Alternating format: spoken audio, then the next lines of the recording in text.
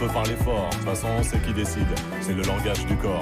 On peut avoir l'esprit vide ou un cerveau comme un trésor. De toute façon, c'est qui domine. C'est le langage du corps. C'est le langage du corps. Bonjour Richard. Bonjour Damien. Alors, je le disais, vous avez mal au dos. Oui. Vous avez mal au ventre, bien sûr. Vous avez mal au ventre, vous avez essayé des médicaments, ça ne marche pas bien. Et si vous essayiez l'ostéopathie viscérale ? Absolument, c'est une technique que l'on connaît, mais de plus en plus des patients qui sont colopathes, vous l'avez dit, le mal de ventre, c'est la colopathie. Ouais. C'est des millions de Français, c'est pas 1000 personnes, c'est vraiment une maladie comme le mal de dos qui est là. Et l'ostéopathie va détendre, va permettre une laxité des organes au niveau du ventre. C'est ça un peu le principe. Donc c'est que le ventre est trop tendu. Tendu, alors il y a plein de raisons pour des douleurs au ventre. Ça peut être le stress, bien évidemment, ça peut être une inflammation, ça peut être une infection, ça peut être les trois en même temps. En tout cas, c'est quelque chose qui pourrit la vie des gens. Et d'une certaine façon, cette technique qui fait l'objet de nombreuses études, il y a actuellement une étude en cours pour montrer l'intérêt de cette technique manuelle, non médicamenteuse, donc sans effet secondaire, pour voir comment ça marche et comment concrètement on peut le proposer aux patients et à quels patients. On est allé à l'hôpital Ambroise Paré à Boulogne-Billancourt pour voir comprendre un peu dans un service spécialisé qui sont les gens qui peuvent en bénéficier et pourquoi ça marche aussi bien. Regardez. L'ostéopathie contre les douleurs chroniques au ventre, un traitement choisi par Valérie contre ces colopathies dont elle souffre depuis des années. C'est des douleurs insupportables contre lesquelles les médicaments ne sont pas réellement efficaces. Vous êtes de plus en plus fatigué, le moral un petit peu en berne. C'est comme si quelqu'un vous oppressait vos viscères de l'intérieur. Même situation pour une autre patiente, Antonia, qui a choisi de soulager ses maux de ventre grâce à cette thérapie manuelle.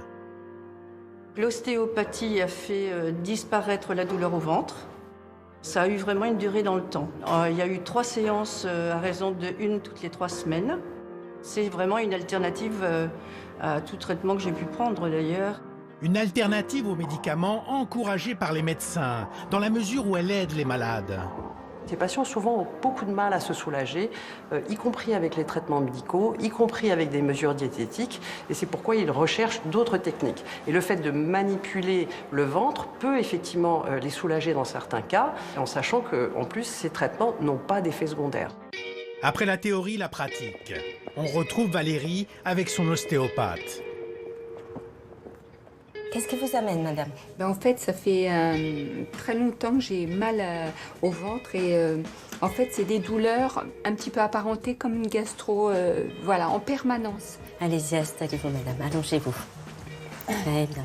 Je vais démarrer par une écoute globale de votre ventre pour savoir où sont exactement les tensions. Alors, ils sont un petit peu partout, là. Ah oui, ça. Une très forte tension au niveau de l'estomac. Ah oui. Par cette thérapie manuelle, on va libérer les tensions sous-jacentes des organes au niveau du côlon, au niveau de l'estomac, au niveau du péritoine. Le diaphragme peut être aussi bloqué dans sa mobilité globale. Ces organes gênés qui sont irrités, ça peut provoquer des troubles digestifs. On sent rapidement les effets apaisants, vraiment apaisants, et il y a un relâchement. On devrait toujours avoir un ostéopathe chez soi. Pour le ventre.